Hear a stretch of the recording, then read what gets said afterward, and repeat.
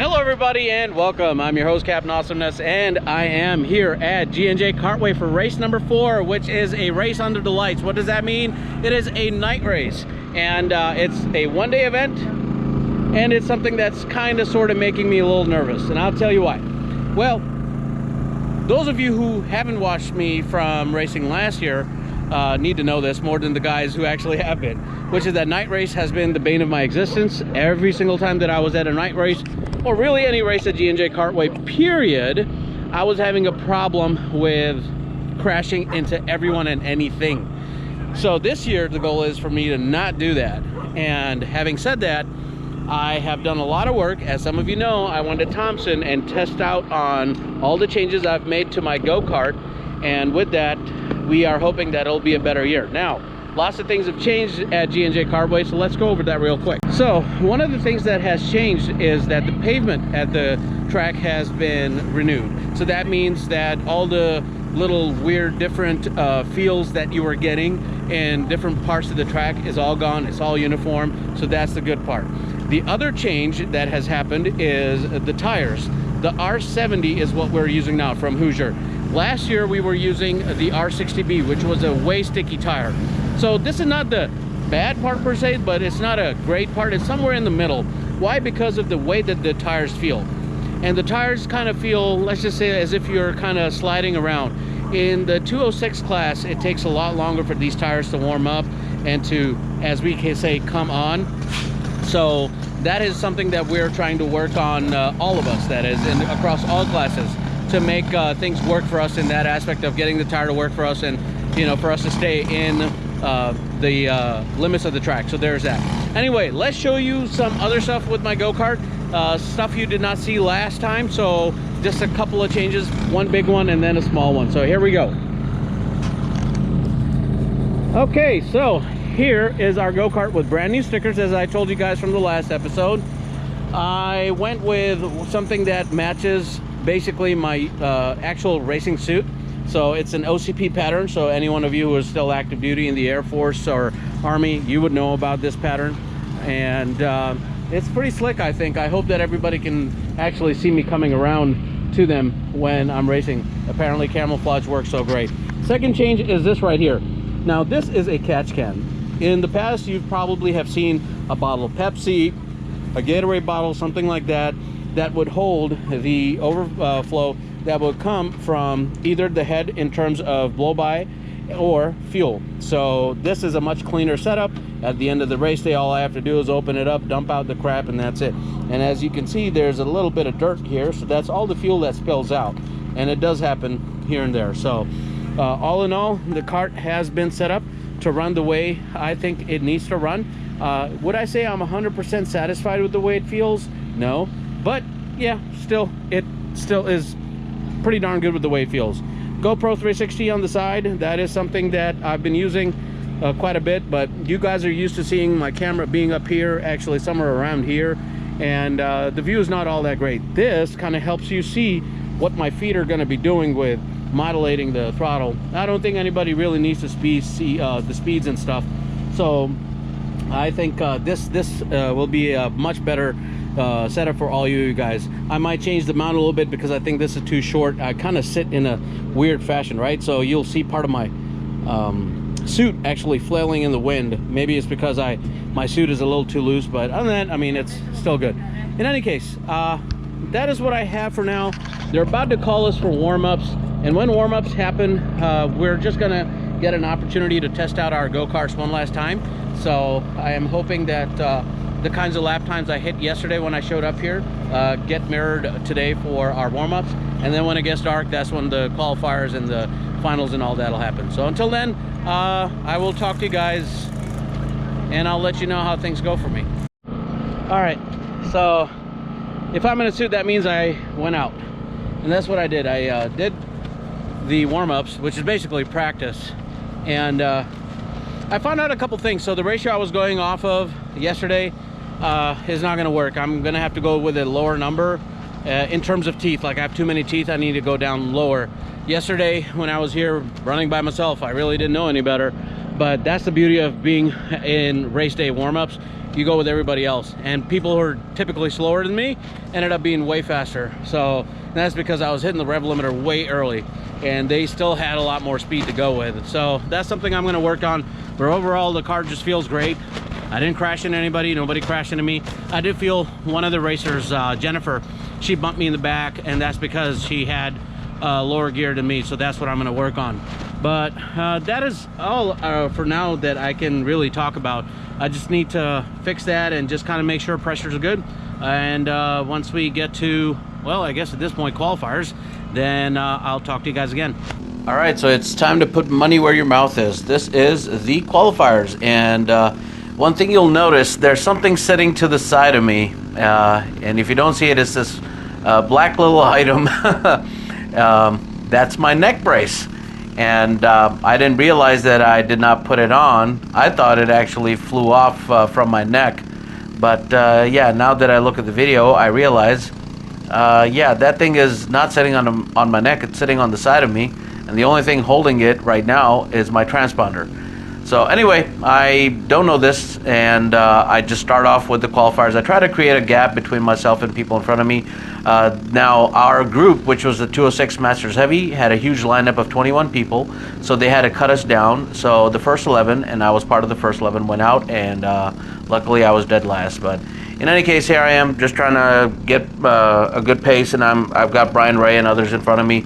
But nonetheless, this incident happens where, of course, our good old neck brace finally decides right at this turn to do just that. Now, key point of what this will do will come up later, but I just wanted to at least point out that this is where it flew off on me. But what's more important is I started to think somebody just hit me in the back or something happened, and I just didn't know what it was. So none the wiser, I just continue on, and I've got, like I said, Brian Ray in number 303 in front of me, and I am just trying to get a good pace, and I'm starting to realize a couple things. First of all, my rev limiter is hitting way too early as I go into turn 3, and everybody's just got a much better pace than me, and I think I just made the wrong choice of gear here. I'm thinking, you know, if I get faster out of the hole instead of having top speed, I'll actually get a respectable lap time, but nope, as you can see, everybody's just gone past me, and I'm not liking this at all. And then I see the meatball from the flag waiver, so that tells me that there's a problem with my kart. I look around thinking one of my panels or something came off. I had no idea whatsoever. So I pull in, and I'm trying to get to the safety marshal, and here I find Billy Chambers. He slows me down, talks to me, gives me my neck brace. I try to start the engine, can't get it done, but eventually it does start on that one last pull before Billy comes up to me and I get the opportunity to go out.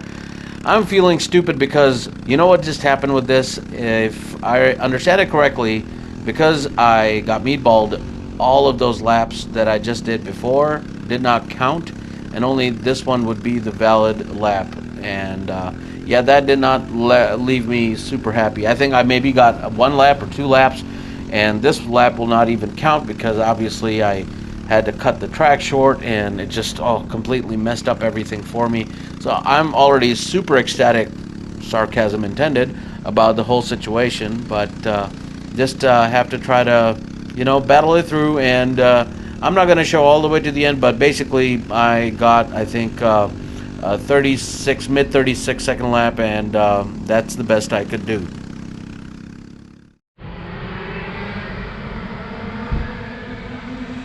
All right, so I don't know where to start because everything that was supposed to go wrong did exactly go wrong, but that's okay. All right, I'll start off with this. When I came off and I was changing my gear to go lower, which is the right thing to do, like basically take a tooth off, I found out that my chain was busted.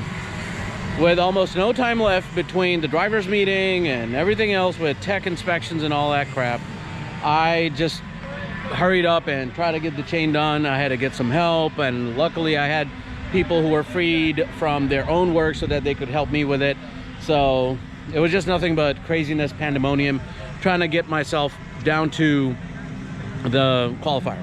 I get to the qualifier, and as you see, I get meatballed over one of the worst things ever. And that's the thing, I'm still trying to figure out how this clip, wait a second, yeah, how this clip got undone and got me meatballs. So all the laps I did where my neck brace had come off, which is pretty much majority of them, did not count. And I ended up only getting one good lap in, and it was enough to place 16 out of 21. So that, I mean, you know, I can't complain too much, you know, because you guys got to remember, again, I'm coming from like the aspect of DNFs and all this other jazz, right? So at least from that perspective, things are working out. But now we're in the pre-final, and it'll be the last race where we still have sunlight. After that, we go complete dark. That means we have to wait till the sun goes down, and that's when the actual final will start. So it's very important that I pay attention to what's happening. I've actually gone even lower after qualifiers because I think my gear was still too high. So I'm messing around with ratios and stuff, and I'm at a point where I feel it's the wrong answer, but you know what? If it works for me, it works for me. So we'll see how that works out. So I'm waiting now for the pre-final to start, like I said, and we'll see how we do. I'm hoping to try to get as many positions as I can. But with as low of a gear as I have, what that'll do is as I'm coming out of the hole, basically coming past the apex, that pickup I'll have will kind of suck, but I'll have more top speed. So hopefully that formula will work out for me. All the stuff that I talked about that worked for me at Thompson is not going to work for me here, just because of the compound of tire I'm on and the fact that this is a new pavement, so it hasn't been rubbered in yet and all that jazz. But anyway, so far so good. Let's hope for the next two races that count, we do ourselves a favor and actually finish the race. All right, and we're off to the, wow, ouch, that really hurt. I don't know what was that, but 67 hit 72. I'm starting off in the 16th position, and as soon as the flag goes up, I've already gained 4 spots, so I'm in spot number 12, and I'm more than happy with that. These guys who were right behind me were supposed to be in front of me, but like I said, something happened, I don't know what. So I'm more than happy, and I've got my notional nemesis Brian Ray right in front of me, spot number 11, and he is somebody I fixate on in this particular round because he was the person right in front of me. And I kept a note of what everybody else in front of him were doing, but really I'll do this thing of, you know, okay, I got to pass the guy in front of me, and then I'll worry about the guy in front of him. But if there's a situation where I can take over both of them, I will. So I'm just waiting on that opportunity, and it's just not coming to me because of one thing. I just realized that my gear was still way, well, basically I had way too many teeth. So I was hitting the rev limiter while Brian was just still flying. And that felt really frustrating to me because I'm like, man, I know I can drive now, at least somewhat, because I'm still new. Look, I have a lot less laps than pretty much everybody on the track on this day. So it's still all nothing but a learning curve. So not only am I trying to get an understanding of how it has changed in certain nuanced ways, but at the same time learning to drive with these new tires and learning to really understand how a straight and fixed kart would feel like. So I try to go on the inside of Brian here again, and as you can see, yep, there is no luck there because he's still pulling while I'm hitting the rev limiter. So I've taken that mental note. I've taken mental notes of what the kart is trying to tell me, and I'm taking mental notes of how to really drive around. Like, am I really taking the turns the right way? Am I being consistent? And yeah, I think I was, but you know, I'll leave that to you guys to figure out whether my driving was good. So all in all, I mean, really, this is where I got stuck at spot number 12, and that was that. Of course, I also took mental note not to hit the rumble strips. Those really bump you up pretty good. But as you can see, you know, I'm catching up, and it's more like a harmonium effect where, you know, I'm closing up, but then I'm just not able to catch up to him because, again, his top speed is so damn good, as is the speed of everybody else ahead of me. So that's all right. I mean, I can't be frustrated. At least I kept it within the bounds of the track, so that's the best I can ask for, right? But in any case, I'm just going to end this here. Just wanted to at least show you that no major incidents happened, and I gained a couple spots. All right, so it's nighttime, and I want to just say something real quick about how the pre-final went. As you guys just kind of heard me talk about it all. You know, everything kind of worked out the way it did, in the sense that I was able to, you know, gain the positions I wanted. I didn't expect to gain 4 positions, so for me to go from 16th to 12 was a huge thing. But I will say this, that I don't know if I want to change too much. I just all I've done now is I've gone a little bit narrower in the front, and I'm gonna leave the tall gear, well, not tall gear, but the few teeth that I have left. Like, I was like, say supposedly at the 66, I've gone down by 3 teeth. Okay, I'm not gonna tell you exactly how many teeth I'm at. But nonetheless, even if it didn't help me catch up to Brian Ray in front of me, the fact is that it felt good. But I'm only kind of narrowing the front right now to maybe help jack up the rear a little bit, and that's about it. Even though I don't think I need to, but you know, again, my aim is to finish, and now it is nighttime, and now I am beginning to get really nervous. I hope I just finish. That's it. You know, so far the streak's been good, and I want to maintain that. That's where we are at, and they've started to actually start the races as we speak. So I'm just waiting for our class to come through, and then we'll be talking about it all once all's said and done. All right, confession time. Before we talk about the final, I said something about narrowing the front so that I could jack up the rear.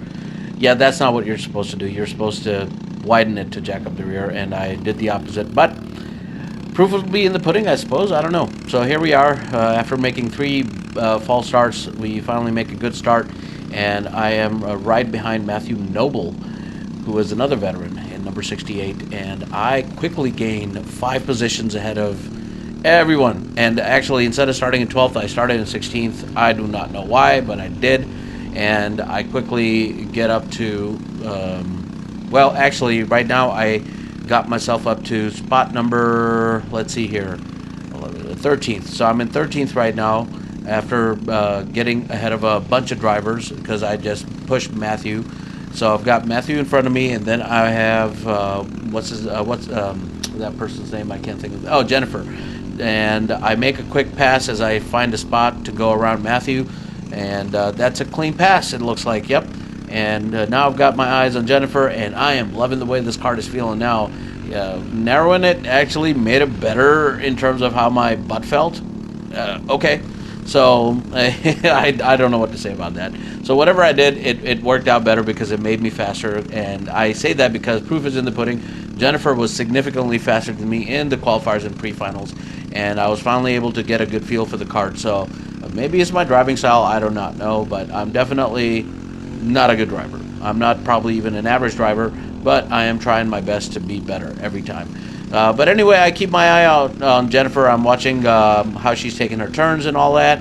I'm also making sure I see who's behind me, just in case, because I kind of want to get an assessment of what my turn-ins are going to be like, and how I'm creating gaps between myself and people behind me with someone who is now effectively becoming slower than me. And that's tell me either I'm driving better or something's up with Jennifer's kart. I do not know which way to go with that, but nonetheless, the situation is as you guys see. So I'm right behind Jennifer, and I try to find that opening, which I do because she goes way too wide to go into turn 1. And yet again, another clean pass that I make, and I'm pretty darn happy about that. Now I'm getting ecstatic, and now I'm starting to feel like a hero, because I am convinced that I'll catch the guys in front of me.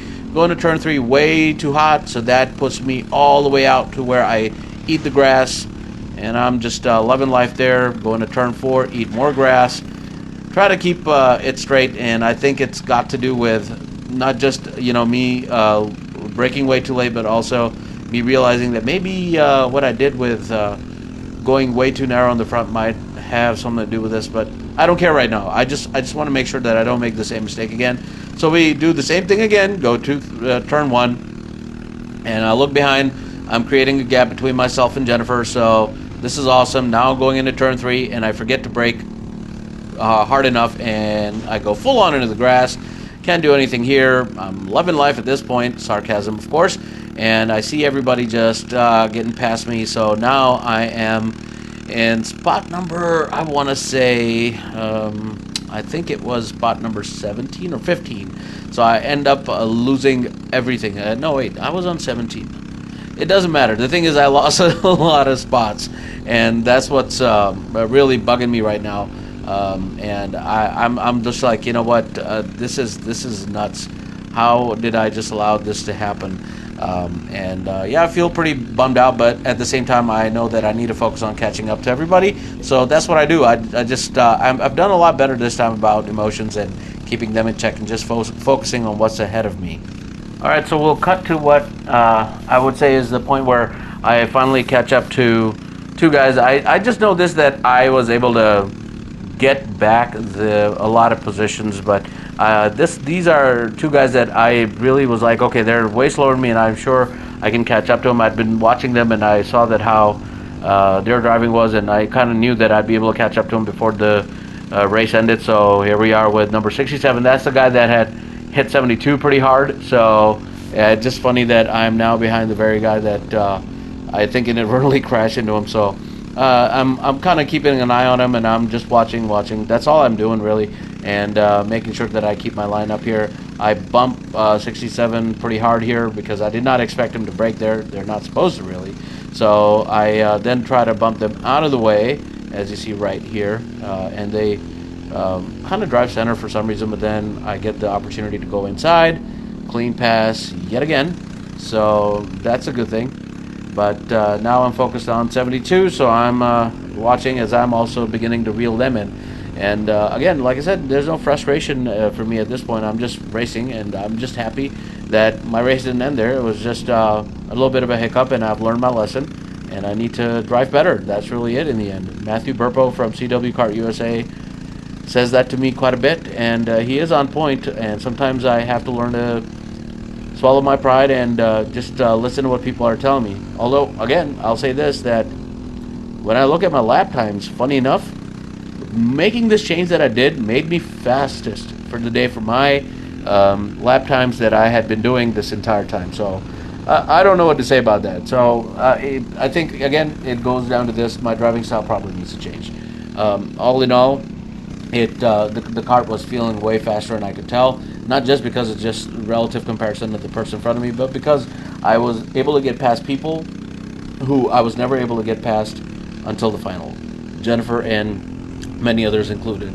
So I make a pass on 72 again on the inside. This is probably one of the best spots that you can take advantage of a driver who gives you way too much space. So that's what I do. And at this point, I'm just focused on finishing up the race because really, I just don't know what else to say here other than, you know, I'm feeling good now. I don't care about anything other than just finishing, and finish I will. That's for sure. Because as soon as I get to the finish line, I see the finish flag waved after a few more laps. So I'm pretty happy that I finally got to finish a race. I was ecstatic. I actually felt like a hero. I didn't care if it wasn't the podium. I finished, and that was awesome.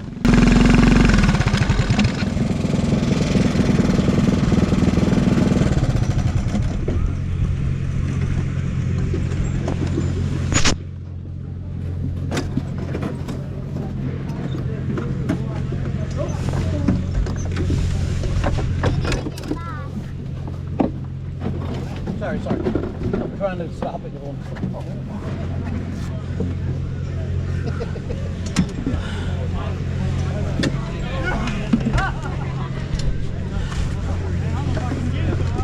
All right, so I'm going to talk real quick. That spin out happened because it happened. I think I freaked out and it hit the brake too hard or something. And, well, no, actually, turn 3, I went too fast in. I didn't brake enough and went into the grass one time, then went again. So I knew that I was just overcooking everything, overdriving. So, but still, I was able to recover a couple spots. But again, you know what's big about this? No DNF. I finally finished a race. Hey Harris, this is the go-kart track. You don't have to cut the grass for us. So somebody's trying to be a smart ass because he's a fellow veteran, but he's telling me there's no need to cut the grass because it's a go-kart track. Ha ha ha. So funny, Brian. But this was by far the best experience I've had since last year was not a good experience at all, but this year was amazing. Hold on. So I'm just glad I finished, and yeah, Give me a high five. It's there, about bro. time you finished the race. Yeah, man. Oh, I'm sorry. Were you talking to your camera? I'm talking to my camera. Hey, all right? camera. Yeah. So I'm excited, and people are happy for me as well because yeah, they all know about the history of what happened. So in any case, I'll do better. I've learned a lot. I did some changes that I guess I shouldn't have done, but actually made me faster, I think. But I'll look at the data analytics. You go ahead, Misha. Top three, the racing bets number 22. Nonetheless, Swift, and I'll talk Paul more Hurley. when I get back to my Please report RV. to tech. Top three. All right, so I don't know where to start from. I can just say this, that yeah, I try to be a hero. I mean, that's really it in the to put it short. And I've been thinking about how to word it, so let me just say it how I'm thinking right now. I shouldn't have tried to be a hero. I should have taken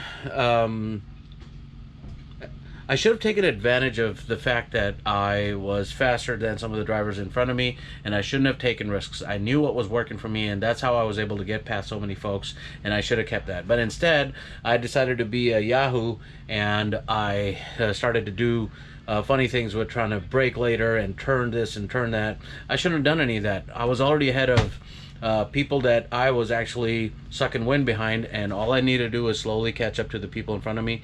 And that's where it ended up costing me, and I was in the grass and all that stuff. Now, the good part about all this is that I regained some of my positions back. So I started in 13th and I was in 11th, so I lost 4 positions, and I then gained back 2 positions. So I ended up being in 15th place, and that's the good part about it all.